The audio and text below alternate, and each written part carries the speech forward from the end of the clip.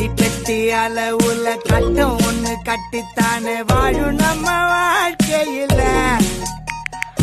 இன்பம் வரும் துன்பம் வரும் காதல் வரும் காணம் வரும் எப்பொழுதும் கவலை இல்ல.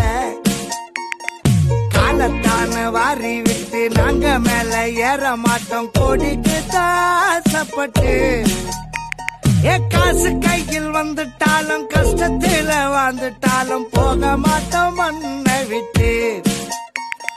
தடையை தாண்டி நீ நடைய போடுடா நினைச்சாணி தாண்டி கேளுடா. தடையை தாண்டி நீ நடைய போடுடா நினைச்சாணி தாண்டி கேளுடா.